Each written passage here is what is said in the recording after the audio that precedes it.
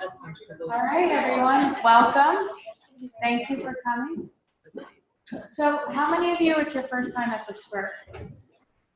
Oh, a handful. All right, so welcome to the Spur. It's a place for innovators and entrepreneurs to collaborate and get their work done and build their network with all year rounders and mingle with the summer crowd as well. We're based here in Southampton, and we're actually opening up a new space right at 630 Hampton Road. So not too far away. It's going to be a lot bigger, but this is our home for now.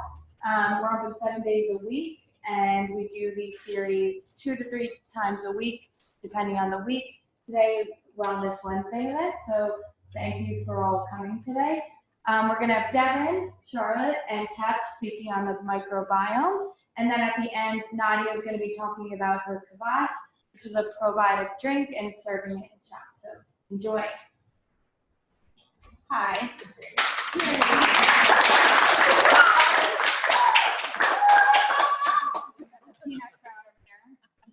First, I want to say thank you for the Spur for having these events. I think these Wellness Wednesdays have been great, really fun for us to do, and a great way to connect with people outside of our offices.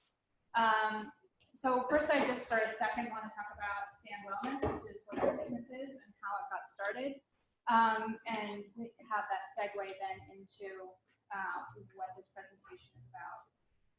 Stand really was born out of the need. I had become very sick and made myself well, and it was really a way to teach people how to get well and be well. That inspired the whole office, which has morphed and evolved into something I never expected, but it's fantastic, and I'm very grateful for it and for all of my clients. You're out. So first I want to start off with an idea, and that is that we are far more microbe than we are human. We are actually outnumbered cell to cell 10 to 1.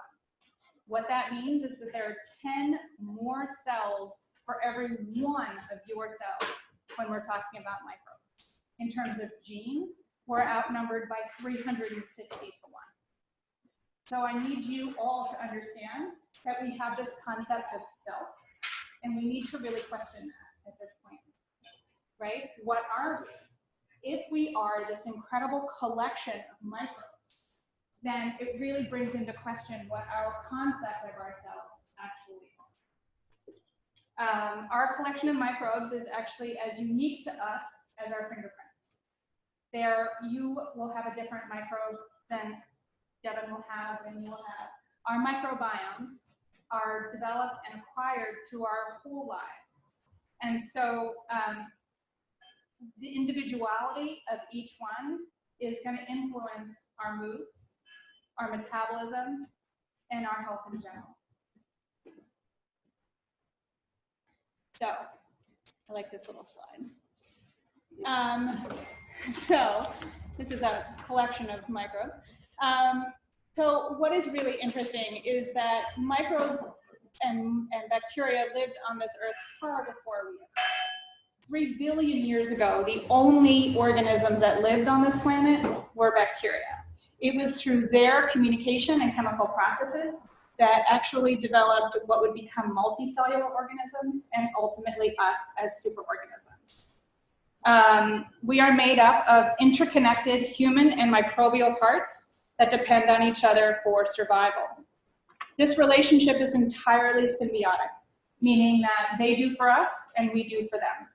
So the microbes that live within us get free room and board and free square meals a day. And in return, what we get is they get to clean house. They get to clean up everything that, that needs to be cleaned up within our guts. They ward off any unwanted invaders. And they also synthesize some nutrients for us. So it's an equal relationship. They help us and we help them. So going back to this idea of who are we? Since we are vastly outnumbered, we really do have to ask this question. We have thoughts and feelings that make us feel like us. If we are not a collection of our thoughts and feelings and our decisions, then who are we? The question of how much these symbiotic organisms influence our thoughts and actions, and how much those microbes within us influence our actions is the question. We have more neurons in our guts than we have in our entire nervous system. Our dopamine and our serotonin are synthesized in our gut, but 95% of that is synthesized in the gut. And because these are the hormones, our happy hormones, regulate our emotions, it follows that our gut microbiota influence how we feel. So the answer to that question, in terms of what it is that our microbes do to influence us, is a lot. And for this, there's a really interesting study. This is my favorite study. So there was this was done in the 80s, but there's a bacteria out there, which is a parasitic bacteria, but a bacteria nonetheless, called toxoplasmosis. Toxoplasmosis can only breed in the belly of a cat. Toxoplasmosis can live in any mammal anywhere. But in order for it to survive, in order for it to replicate, it needs to be in a cat's intestines. So if we can all agree, and I think we can, that every single organism on this planet is about survival. Everyone's just looking to survive, whether you're a single-celled amoeba or whether you're a superorganism, you're just looking for how to make yourself live and how to have offspring. So they did this experiment where they put a cat and a rat in a space together where they had a really obvious exit for the rat. When they put the cat and the rat together, what do you think happens? Right? The rat runs away. The rat's looking to survive. They then injected the rat with toxoplasmosis, and they recreated the experiment, put the rat in with the cat, and this time, the rat doesn't run away. The rat goes directly to the cat. What the toxoplasmosis does, how it influences the brain, is it actually makes the rat sexually attracted to the cat.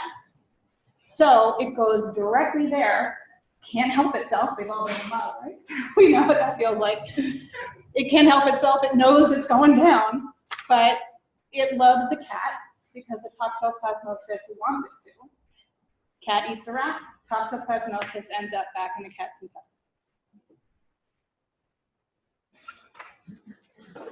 I hope you're all really blown away right now. What? It gets me every time. I get like chills. I'm like, oh, so cool. So now we understand, at least to a degree, how much these microbes that live within us can influence our thoughts, actions, feelings, emotions.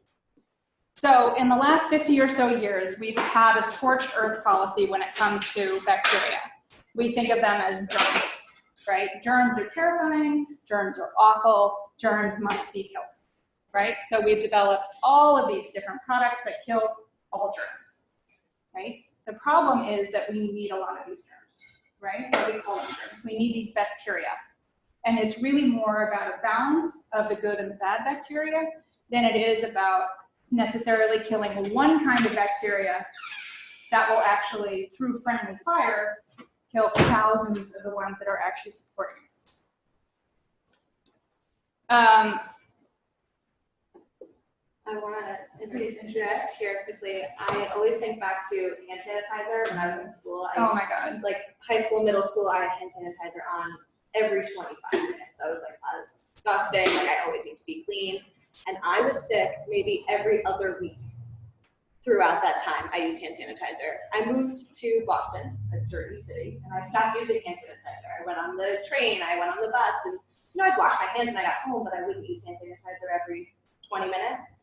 And I mean, knock on wood, I haven't been sick at all. So if that's proof in itself that I was killing everything, where there's obviously a need for something. Right, and also we'll get to this in a minute, but so many of the beneficial bacteria in our gut help us kill off those unwanted bacteria.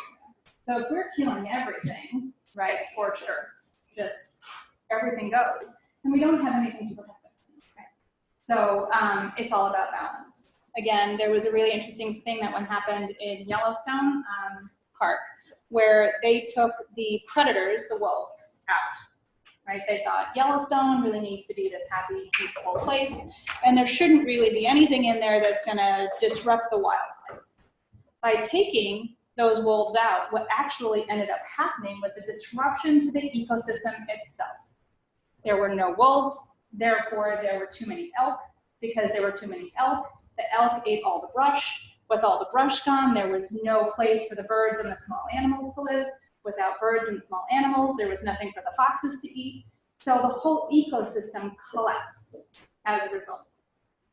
They brought the wolves back in, everything went back to balance.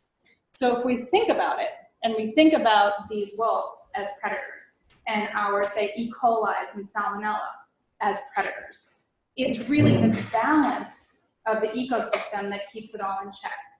It's not really about the presence of a wolf to the presence of an elk.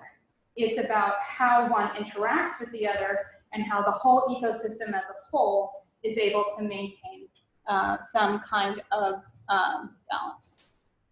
So, in our guts, I'd like to see that. In our guts, we can think about this as a bacteria that a lot of us have heard about called H. pylori. H. pylori in pathogenic numbers is really horrendous for our guts. It can cause stomach cancer, it can cause ulcers, and is the primary cause of a lot of those kinds of diseases within the body. However, in small numbers, it's protective. So we had this idea about 30 years ago when they discovered H. pylori. Oh my God, H. pylori is terrible, kill it all. Right? As a result of that, our immune systems actually suffered for it. So it's not about not having this sort of predatorial microbiota in our microbiome. It's more about making sure that we have more of the good guys than the bad guys. Good guys keep the bad guys in check, and the bad guys in low numbers aren't bad guys at all. Right? In each of our guts all the time, we have some C. diff, we have some salmonella, we have some E. coli, and that's all okay. Because all within the balance, it actually helps and protects us. Again, if we go back and think about we're all about survival, all of those microbes in the gut that are beneficial to us or commensal to us are really looking to survive too. So they're looking to protect themselves. They're not thinking about the superorganism. They're not like, ooh, I gotta really help Tapp. They're thinking, I gotta help myself. And how can I make this ecosystem survive? So they're in it really, everyone's in it for themselves. Oh, and Charlotte. Oh, sorry, Charlotte. Yeah. So we're gonna switch. All right. So we're talking about this ecosystem, but how does it happen? How do we acquire it? In the first few hours of life, we are mostly human, and then we transition back to mostly microbial, like Tapp said, where these bacterial cells just completely outnumber our human cells. Once that amniotic fluid breaks in birth, the colonization of the biome begins. As the baby moves through the vaginal canal, it picks up different strains, specifically Lactobacillus and Prevotella, and these are the most dominant strains in newborns. And that's specifically because they reduce the amount of pathogens in the baby, and they also promote the breakdown of milk. So Lactobacillus, that pushes out all the streptococcus, it pushes out C. diff, which we all know is a very dangerous bacteria. And additionally, the lactic acid produced by Lactobacillus makes the environment in the gut completely unhospitable to these pathogenic species. And additionally, lactic acid is a milk eater, so when you eat yogurt and kind of taste that sour taste, that's from the lactic acid. So they're perfect for babies because they're eating milk. So it breaks down the lactose into two smaller particles, which then can be absorbed readily, and then the baby has plenty of energy to grow and thrive. What's interesting, though, is with the increased use of C-section births, we're noticing all these benefits of vaginal deliveries that we hadn't noticed before. So now, babies born via C-section are more likely to have these 21st century illnesses like allergies and type 2 diabetes, obesity, even autoimmune diseases. But I do, before we move on talking about C-sections anymore, disclaimer, I think they're great when it's required for, mother-baby survival. It's modern medicine. It's a beautiful thing. I had two C-sections. Yes. They were both emergencies, and I credit my life and my kids' life to them. They're right over there. You can see they're happy little kids. So it's not saying that C-sections are bad. C-sections save lives. It's just that they shouldn't be scheduled, right? It should really be more about need. And that's sort of the general commentary throughout this, is that we've gotten very accustomed in our culture to want things to be more convenient. And it's the convenience, I think, that we're suffering. Right. And recently there's a microbiome scientist, his name is Rob Knight, and in 2012 his wife went in for an emergency C-section. And he knew the benefits of the microbiome and the benefits of a natural birth.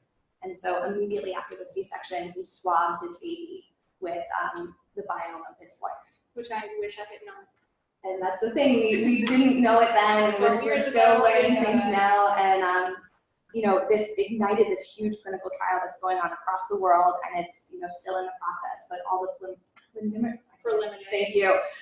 Results are showing us that those C-section babies that are swabbed, they have a similar biome to those who are born naturally. So we're now learning things that we can do to kind of offset the negative effects of a C-section. Additionally, the development of the microbiome is dependent on the mother's milk. So in the first few days of the baby's life, that breast milk is actually designed to feed the microbes, not actually the baby. And so this helps the bacteria kind of settle in, take up home in the baby, and then in the next couple of days, the milk starts changing, and now it's perfect for the baby to feed it.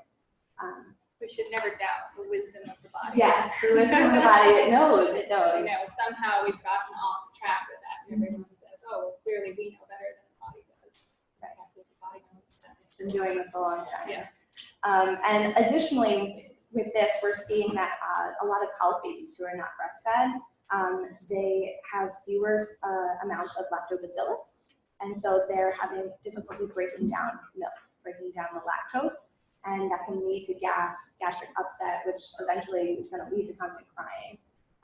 So it's pretty interesting to see. Yeah, it's fascinating.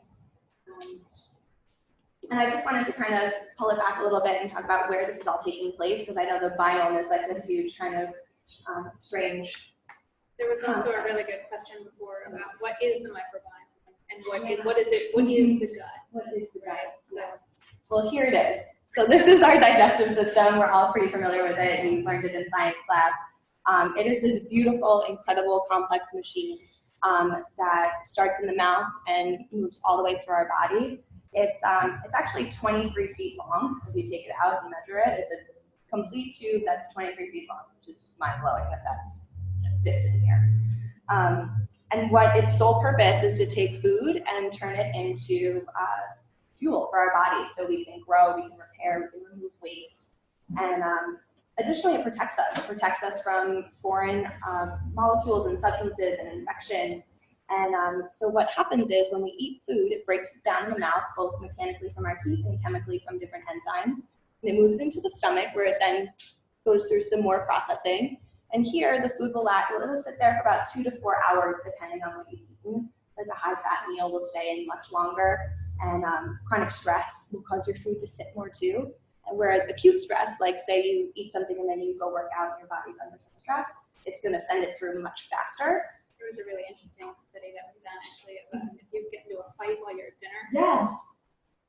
You get all stressed out. Don't fight with anybody at dinner time. You won't digest your food before morning. Right. It'll sit there and ferment. Yes, and you don't want it. That's that like gurgling. It's just Yeah. sitting and fermenting.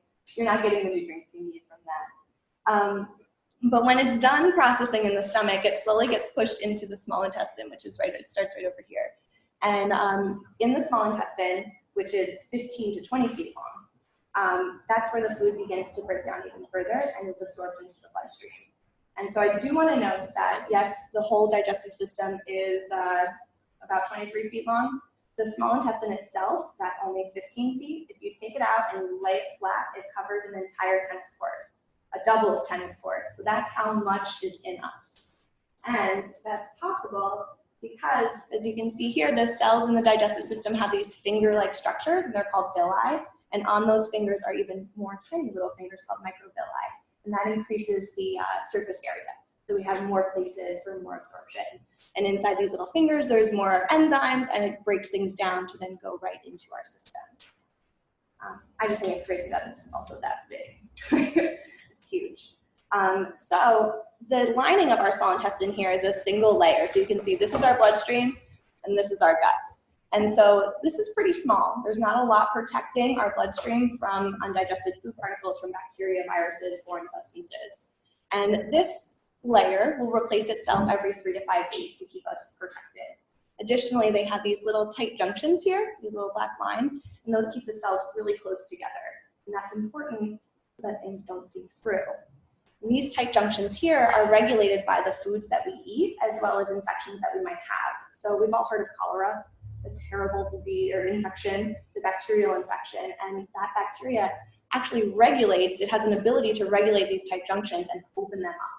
And that's why victims of cholera, they are just flushed with water, because it opens up the cells and allows water to soak in, come all out, and you can't absorb your nutrients, you can't absorb your water, and then eventually you will sometimes die.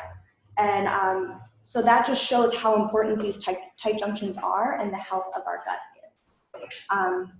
So really any leakage across these junctions can initiate an immune response, can increase your risk for allergies. And on a much smaller scale, things like gluten and GMOs and pesticides, those things will slowly open up a few holes here and there. It's not like cholera, opening up the floodgates every time you eat gluten, but it's a little bit here and there, and it's that cumulative effect that we have to worry about, because it's constant low-grade inflammation, constant low-grade exposure to different antigens that lead to things like chronic disease and food allergies. I know, and it's interesting because you look around now, even in my kids' classrooms, and you have allergies that are life-threatening. You've got allergies that you never saw when I was a child. And this is largely the reason why. It's the introduction of these various different pesticides, fungicides, and this very modified gluten that really is the cause for it. So as you go around wondering why all these food allergies, why now? That's why. You can see kind of in the other picture, the cells are separated and things are seeping through. Additionally, the villi, the little fingers, those are all being destroyed as well, so you're just getting less from what you're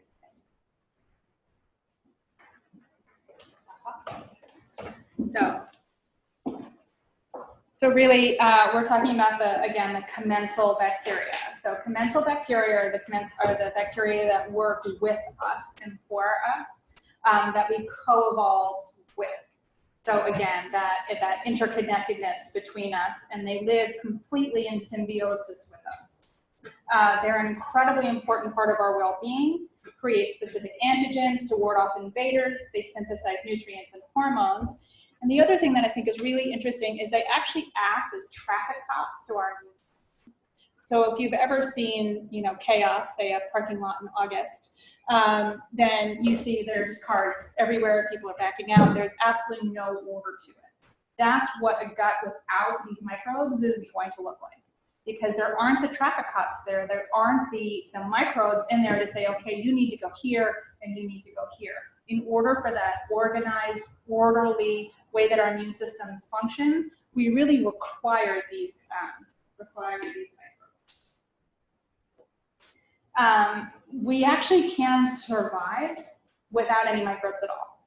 There have been tons of experiments done with what are called germ-free mice. Germ-free mice are born via C-section, they are given no mother's milk, and they live in an environment where they can acquire no microbes. So if we understand that we acquire our immunity, we acquire our microbiome by living in the world, by eating dirt, by pulling a carrot out of the ground, these mice are not exposed to any of that. So they have absolutely nothing in their guts that is acquired microbes, right? And they can still live. They're alive, they're running around, they're sleeping and eating and growing and everything. The thing is that they have two things that are really problematic.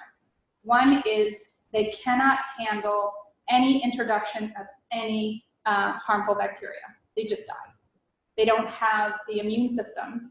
They don't have the ability to fight anything off from the outside. The other thing that's fascinating about it is that they can't handle stress. You put them under stressful circumstances and they literally, like Sam says, roll over and die. And this is shown by a study, actually a number of studies. This is Charlotte's favorite too. Oh, that's a little fuzzy. Anyway, they took some of these germ-free mice that have no microbes, and then they took the mice that are, raised in a natural environment, so they have that acquired immunity. And they exposed each of them to a really stressful situation. In this case, it was a whirlpool, again, with a very obvious exit. So they took the germ-free mice and dropped them into the whirlpool, which is stressful. I mean, anybody being dropped into a whirlpool would feel a little stressed. But instead of actually looking for an exit, they just rolled over. They gave up. They were like, you know what, I'm dead, forget it, I'm out. They took the mice with the standard acquired immunity, and those mice all found the exit. It was 100 out of 100. So if you really think about it and recognize how much those microbes mean to our mental state, and you think about all of the anxiety that we have in our society now and our inability to cope, I think so much of that is in this various destruction of our microbiome itself. This study was also replicated in people. This was done in California, where they took two groups of women and they tested their microbiomes. They took the one group that had a non-diverse microbiome and a group that had a very diverse microbiome. The ones with the non-diverse microbiome were then, through virtual reality, exposed to a lot of stressful images and had to work out problems on how to get out of situations. They had far less ability to cope, far less ability to reason, and had more stressful markers in their bodies, such as increased heart rate, increased blood pressure, and increased oxidative stress levels than those with a healthy, diverse microbiome.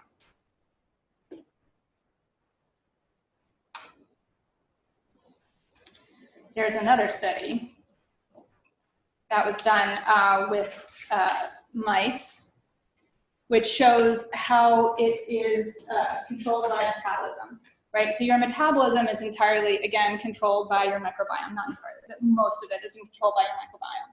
So the microbiome of a thin rat and the microbiome of an obese rat are going to be very different. Actually, there are studies that show that those microbiomes of obese animals tend to have significant less diversity than those with, and it's actually like on a 2-to-1 ratio.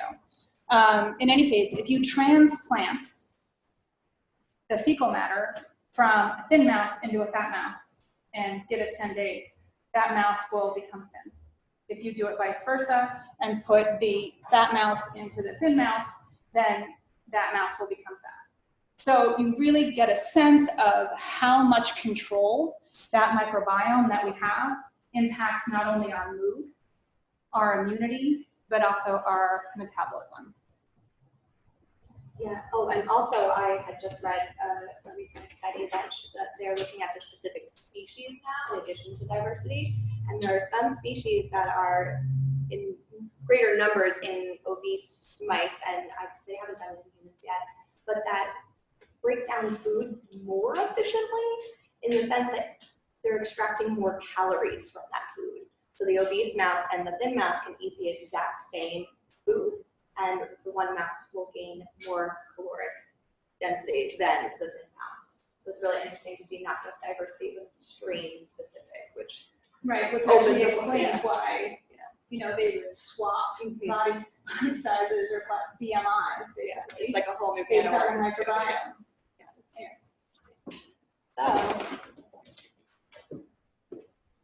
So what really affects the health of our biome? I think we can't have this discussion without talking about antibiotics. Again, disclaimer, like I said with C-sections, antibiotics are life-saving. Modern medicine, they save lives every single day and they're very important. But it's the kind of overuse and the constant use of them for unnecessary reasons. Antibiotics literally mean anti-life. So when you take them, they don't discriminate. They kill pathogenic bacteria, which save your life, but they also kill the beneficial bacteria. So continual use will eliminate full species from your gut, and reintroducing and gaining these lost microbes is a difficult and long process that requires supplementation with both probiotics and prebiotics. And so I just, but I wanted to bring you to the grocery store, and when you look at food in the grocery store, it's normally relatively flawless. There aren't any bites. It's pretty smooth, it's oddly shiny. That's because most conventional produce is covered in pesticides, and those pesticides, their whole job is to kill anything that comes in contact with the flesh of the produce. And then once it's harvested, it gets washed in chlorinated water, which then again kills more of the bacteria and more of the organisms on the produce. And then they're wrapped in a waxy coating, put on the shelf, and we're expected to eat them. So when you eat these chemicals, they're going to do the same thing to your gut that they do to the produce. They kill bacteria, and they don't discriminate, just like antibiotics. We should also say here that what's really interesting is that they also give, or 90% of the antibiotics in this country are actually sold to factory farms and given to these animals, not for protection against pathogens, but for growth. So what farmers have seen, at least those who grow these animals, is that by putting in a small amount of antibiotics into their feed every single day, the animals grow by about 15% more than they would without them. So we have to also realize that all of the meats that we eat that come from these factory farms that are not antibiotic free are also going to be introducing these antibiotics into our system, which will again do that same destruction that the pesticides on the fruit will do. So I think we need to vote with our dollars, personally. Like, buy your antibiotic-free, free-range meats, buy your organic produce, because not only is it going to be better for your gut and for your health, but it's also going to be better for the environment at large. It keeps a lot of the antibiotics and pesticides out of our groundwater, as well as out of our bodies. And we're not saying like one apple will, completely kill off your biome. Like, of course, an antibiotic. It's cumulative. It's the continual consumption of antibiotic-filled meats and pesticide-covered produce. So long term, it really just kind of undermines the health of your gut and can be that missing link for why you can't find and achieve optimal health. Our standard American diet, it's not only full of these antibiotic meats, it's devoid in many fruits and vegetables, and it's heavy on refined sugars, refined carbohydrates, and inflammatory oils. It's been shown that these foods promote the growth of the pathogenic bacteria. So we were talking about E. coli and streptococcus, and all these different strains will grow out of control, and then they will crowd out the beneficial strains that we want. And so this lack of balance is what we call dysbiosis. And so I'm sure it's, you've heard it in the news before, it's really the lack of balance in the gut due to our diet and lifestyle choices. You can actually equate that to the wolves in Yellowstone again, right? So by having a few wolves come back into Yellowstone Park, it actually restored the balance. But if you had released, say, 10 times that, it would have been a disaster. So it's not so much about not having the wolves at all, it's about having just a few and keeping them all in check. And so we want to avoid dysbiosis, obviously, because like we saw in the other picture, it will destroy the villi on your cells, it will increase the permeability between the cells, and really just pave the way for those 21st century illnesses, obesity, type 2 diabetes, autoimmune disorders, allergies, things like that. Even inflammatory bowel disease, that's a huge one. And recent studies have shown that we can change the composition of our microbiome in as little as 24 hours. So it's a really fast turnover, and we have the power to do that with what we put in our mouths. And so they did a few studies on exclusively animal-based diets, so only eating meats and eggs for an extended period of time. And they saw that the bacteria changed to promote strains that increased vitamin synthesis, but also increased the breakdown of carcinogenic compounds to kind of account for cooked meats. So you can see how it's a little bit flexible. And then they looked at exclusively plant-based diets, and those increased diversity strains, so strains that promoted different species and diversity in the gut, which we've covered enough tonight that diversity is key. But long-term use of a completely exclusive animal-based diet, and I know the carnivore diet has been in the news recently, where you only eat meat, that actually, over an extended period of time, will lead to more inflammatory markers in your body and pretty much pave the way to inflammatory bowel disease. So carnivore diet needs to be balanced with a plant-based diet as well. So it's all about mixing the two together to increase the amount of strains that will live in the gut and then increase the diversity for optimal health. So when we choose healthy foods, it's important, like we said, to choose quality. We want organic and grass-fed, pasture-raised, things that aren't filled with things that will harm the gut, like antibiotics and pesticides. Additionally, to keep the bacteria in the gut, just like when in the first few days of life, the mother's milk has food for the bacteria, we also have to think about them now. We have to continue to feed them with things that we now call prebiotics. And prebiotics are really just the fertilizer. They keep things alive and happy and healthy in the gut. So rich sources of prebiotics come from things like dandelion greens and garlic and onion, asparagus, jicama, even underripe bananas are really high in prebiotics. And then probiotics. We learn about probiotic supplements. You go to the grocery store, they're on the shelf. You go to the CVS, aisles of probiotics. And those are the bacteria themselves. And you can take them via supplement, and that's totally fine. But fermented foods are another fantastic option, and they are great because they contain both the pre and the probiotics you're getting both.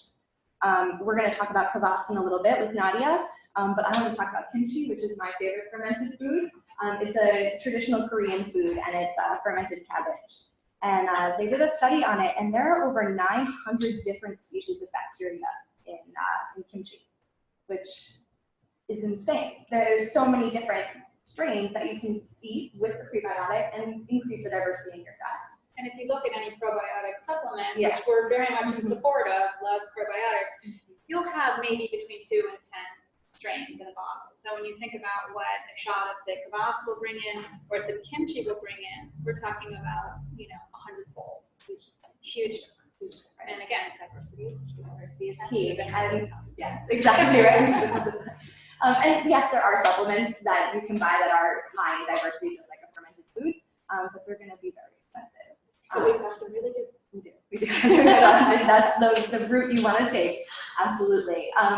So to kind of bring it all together, there are a few things you can do every single day to promote the health of your gut. First, like we said, it's a balanced diet. It's organic produce and it's quality meats. Drinking filtered water to reduce your exposure to chlorine, because as you know, chlorine is going to produce that microbial population. And then eat a serving of fermented foods every day. So today we're going to have our kvass, but tomorrow what are you going to choose? You can have sauerkraut, you can have kombucha, miso, you can have coconut kefir, you can have unsweetened coconut milk, yogurt, which is so good. Amazing. Yes. Oh, yeah. Mm-hmm. But there was a question before of what a serving is. Yes. So it's a little bit dependent on each person, especially because you're introducing so many strains at once. If your body isn't used to it, you want to start slow, maybe like a tablespoon or so, and then you'll build up tolerance to it. You'll crave more and just kind of listens to the body wisdom.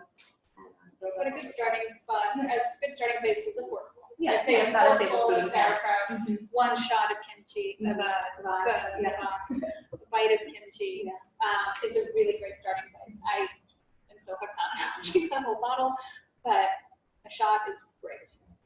A great starting point. And then lastly, on our way over here, we were just talking about a study that came out just a few weeks ago that exercise additionally increases diversity and increases the population of beneficial microbes in the gut. So not only eating things, but also working out and keeping your body healthy. Thank you for that. Got us.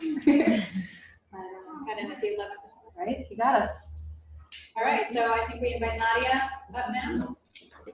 Nadia is the owner and founder of Hampton's Brine, and she is the sauerkraut queen. If you want to know anything about fermenting, couple of things if I may add. Absolutely. Say, okay, just make it a little clearer, because you were talking about immunity. mm-hmm. How does immunity, what does that have to do with bacteria and all that? How does that work?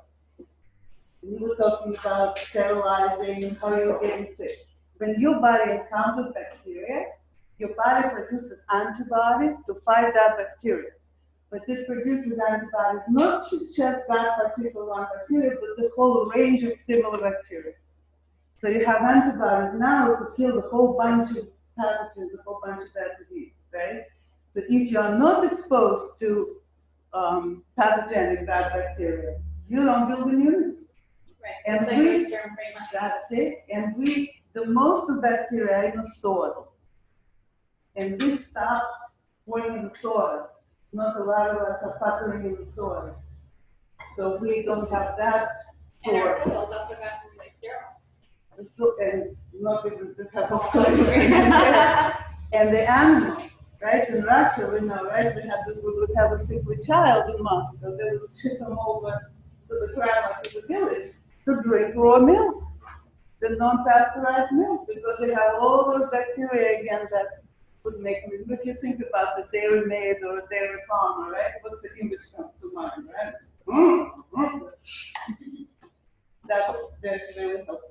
But okay, so now about probiotic bacteria or fermented foods, right? The probiotic bacteria, like you said, it would be from 2 to 10 different kinds of bacteria, but trillion billions of units, which is a random number, because there was no research done on how many units our bodies need. And it's like a very American kind of thing to think that if something works, and 10 times something will work 10 times better. But it really doesn't work. Like you said, in sauerkraut and kimchi, there are up to 900 different organisms, not just bacteria, enzymes, yeasts, all sorts of microbes. And those microstrains often act as delivery agents, because your body existing in a material world, right? And everything's provided. There is air to breathe, there is water to drink, there is food that runs around in woods, right, and grows in the yard. And everything that's not it, that's not created like especially for our body, something that's created in a factory. Let's say, let's do it better than nature, than God. You know, I'm using God in the white sense. You know that in Greek mythology, right? When humans went against gods, and they got slammed every time.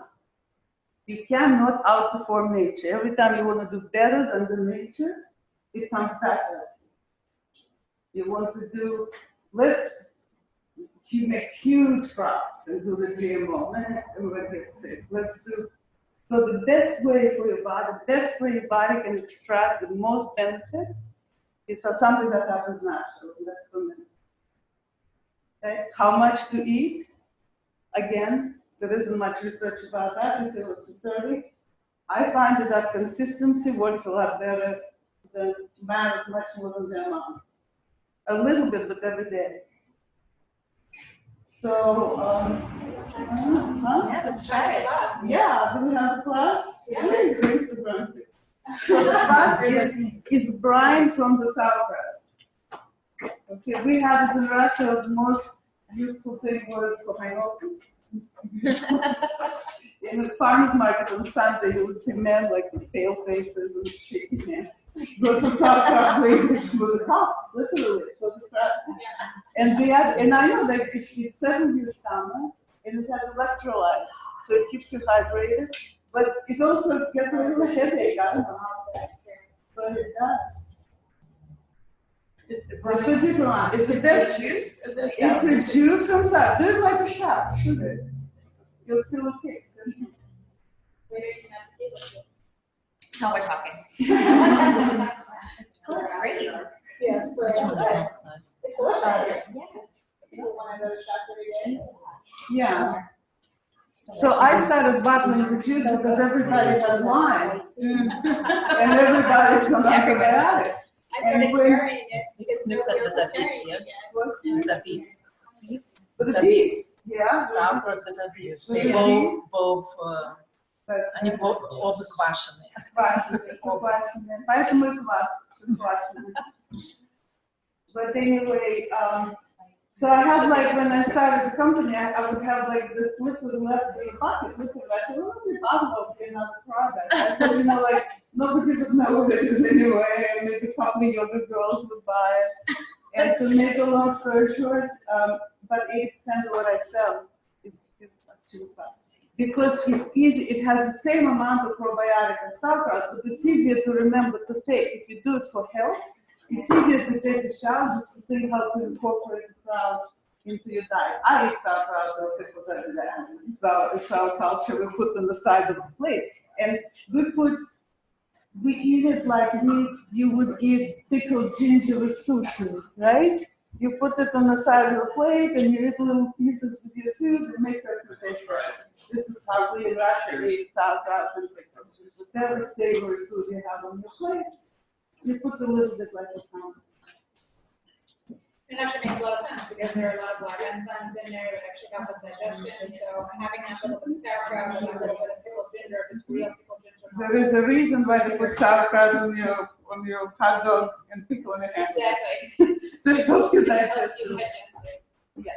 So anyway, I teach about fermentation. I think about how to ferment absolutely everything because when you get into it, it's so much fun. So I have a workshop coming up on the 26th of August in Playground Kitchen. We actually make it all together. I talk a little bit. I don't have any slides. And then we actually chop it and we make it, and everybody goes home with fermented food. With two parts. One of the sauerkraut and kombucha, and you also get the kombucha baby, and we also can explain how that works. And the second part we do the honey ferments, because raw honey with garlic, raw honey with season, those syrups after colds and winters, they're quite amazing, like medicine. And also great when the honey ferments will get some taps as well. And also the honey pickles. Without really second one. So if you want to give me your email, I'll send you. That's all I have. We're available. I'm to put- obsessed with the honey garlic ferments. Yeah. I actually take them and blend them into my salad dressing. Yeah. So I do my salad dressing and Yeah. water, just like ginger, and then I use the fermented garlic.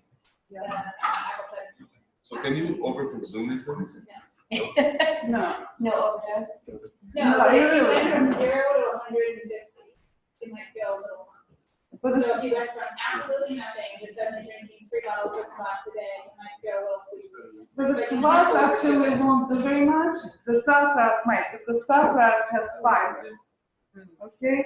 So most people who have a stomach upset from that is because of fiber. It's not really because of It's still the introduction of that. yeah, bacteria, right? It's also the glycerol. Yeah. For people who have Yeah, any kind of thyroid any issue. kind of thyroid problems, if you have it, they say, well, don't eat cabbage. Again, the glycerols are in the fiber, so those people can drink fast safely. It's because it has the same, it doesn't have, by osmosis, almost that, because it doesn't have just the brine, with all the probiotics we need in the How is this particularly helpful to people with Lyme? I'm curious. Well, because we're talking about the immune system. Right? Okay, So the we're talking strengthening about the gut. strengthening the gut, it's strengthening the immune system overall. So when you have a weakness and when somebody acquires Lyme and is actually really deeply affected by it, there's a weakness within the system as well. So really the best way forward, from my opinion, is to make your body as strong as possible, to give yourself as many tools internally as you can, and then your body will do what it needs to do. I mean, your body is incredibly smart and it's a survivor, and it will kick out the bad guys if you give it enough treatment to work with. And also because they put you on antibiotics when you have them. That's also true. And it affects the stomach and all kinds of stuff. Yeah, long before I took a course in microbiome to learn about all this, I knew that everybody was taking antibiotics and was complaining about digestion. Yeah. And this is fantastic for digestion. When I first started making it, the first email I have received was from an old lady who emailed me and said that I made Hampton into a happier, gentler, nicer place because everybody's regular. So yeah, so that's that. What about the people that are on antibiotics and say, well, it's fine because I'm taking probiotics, so it's fine? Well, yeah, the probiotics that you take while you're taking antibiotics, you won't get ahead, right? So the antibiotics will kill the probiotics going in, but it will minimize damage. So you should take probiotics while on antibiotics, but post-antibiotic use, you should really do a full-on, say, 6-week gut refill, where you're really focusing on recolonizing with pre and probiotics, so that we can get that gut back in shape. Interestingly, the statistics are that on average, everybody takes at least 1 course of antibiotics a year. It's also shown that it takes up to 18 just do the math, you see you'll never rebuild. Like you never get ahead. A lot of people are on them for maybe 2-3 times a year. And you can see how that can really seriously damage the microbiome. For the most part, your body really wants to rebuild. It's looking to rebuild. I'm looking to recolonize, but you've got to give it a chance and you've got to give it the tools. And that's in the form of probiotics. So speaking about antibiotics makes me immediately think about my 3 children who are always sick. I mean, you know how it goes. And my oldest had her tonsils removed because she was constantly getting strep throat, and she's always well now that she's had it done. But back then she was getting antibiotics, and then they would say, well, that one didn't work. Let's give her the stronger one. And now my son is going through the same thing. I don't know if I can get my kids to drink a shot. Now, like, what are good ideas for dilute it with water. Yeah. Make a lemonade out of it, because the red one has a little, but the other one is just sour. Put a little honey and water. Yeah. Put it as a salad dressing. You know, people give it to babies a drop in a bottle. You don't give a lot. 1 spoon. Put it in their smoothie. Yeah. Put it in their juice. Every day a little bit, they won't have So I'm any thinking infection. my It's children amazing. must, like, because you said if it takes 18 months, 2 of my 3 are constantly on antibiotics. Yeah, right. So you really want to make sure to, as Nadia says, either introduce those fermented foods into their diets. There are other ones that are a little bit more kid friendly, like the cocoa yogurt. I mean, they'll eat regular yogurt sometimes. Yeah, that's not. It's not my favorite though, because it's so sugary. No, I'm not recommending. Not a big fan.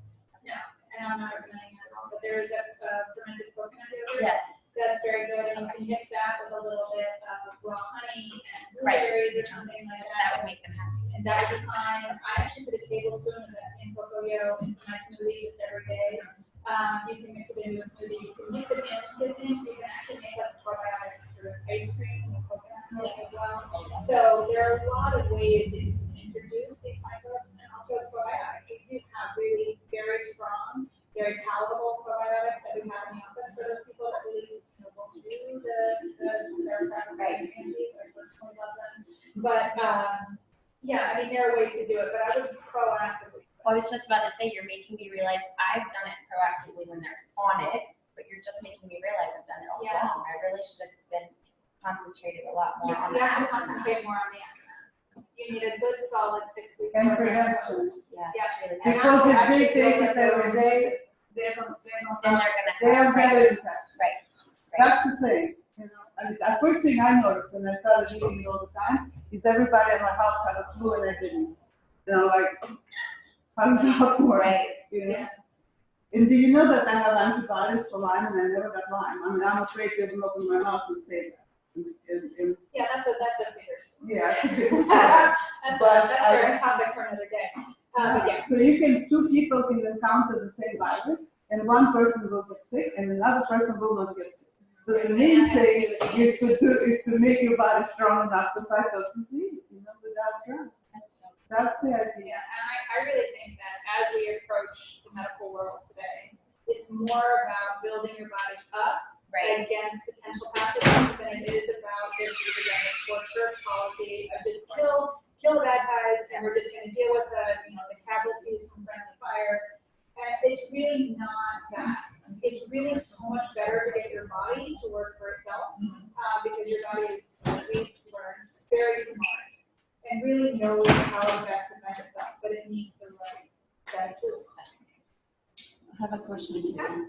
You said you was sick and you healed yourself. Yes, What kind of food you eliminated from your diet and I put in your eliminated diet? all gluten, all dairy, all sugar. I went Honey, how about honey? a little bit of honey. You kept honey. A little bit, very minor. And I ate 80% vegetables and low sugar fruits and 20% really, really well sourced animal proteins. And how long took you to heal?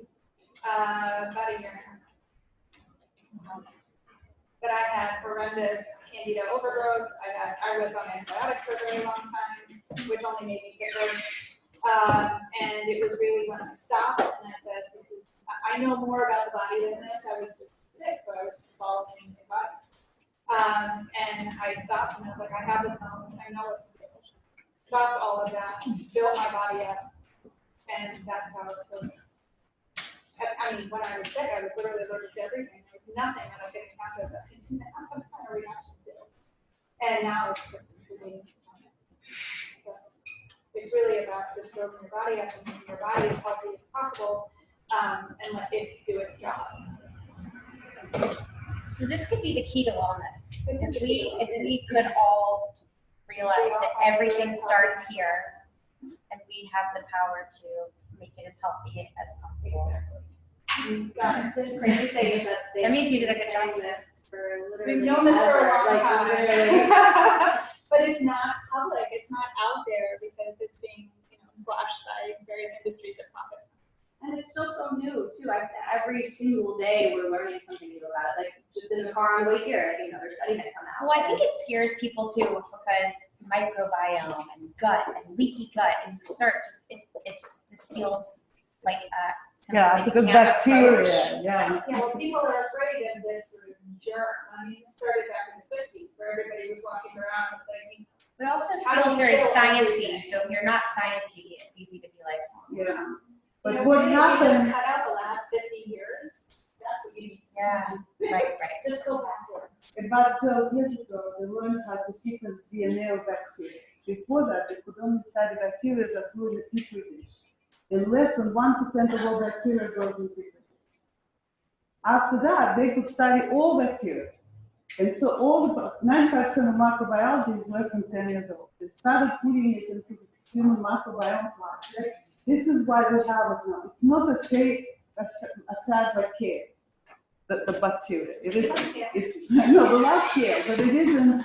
There is a reason why we hear about it all the time, because all these studies are coming through, because now they can study it, because they can isolate the bacteria. And what you said about this is keep it health. You come with your own genetic marker that you got from your parents, right? And you can't change that. That's how you're born with that. But the bacteria, that's part of self now. That's what they were saying. This is the biggest change that occurred after this discovery, after the DNA sequencing. We used to think about bacteria as non-self. The bad guys, good guys, but me is me and bacteria is something else. So now we know that we cannot live without them. It is part of self. And each of them have genes, have their own genetic structure. And their lifespan is very short. So if you feed the good ones, you can change your health to the better, even if you're predisposed to something bad with the genetic from your parents. Does that make sense? That's what it's all about. Because that's what controls your health. That's what lowers your cholesterol. Remember, a few years ago, it was all about old brand, the low cholesterol, and I was like, how does that work? This is like so up to that somehow. No. Old brand has special prebiotic in it, some kind of cellulose or some kind of compound that feeds the bacteria that lower cholesterol in blood. That's how it is. What happens when people go vegetarian? Why do they get healthy? Fiber. Because vegetarians that only eat pizza, we know those, right? They only eat French fries and pizza and they'll eat a green vegetable. They don't get healthy. So no, you don't get healthy because you don't eat meat. You get healthy because you substitute those calories with plant-based food. And the fiber from that food ferments in the intestine and feeds the good bacteria.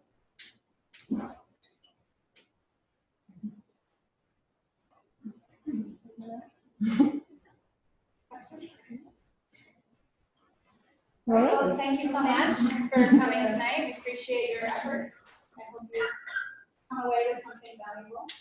And if all of this hits you in a couple days, feel free to email us. We love to talk about it. So I know this is our topic all day, every day. We have some flyers here for the office if you want to take a look and give us a call if you'd like to. Are you selling this product at your slogan?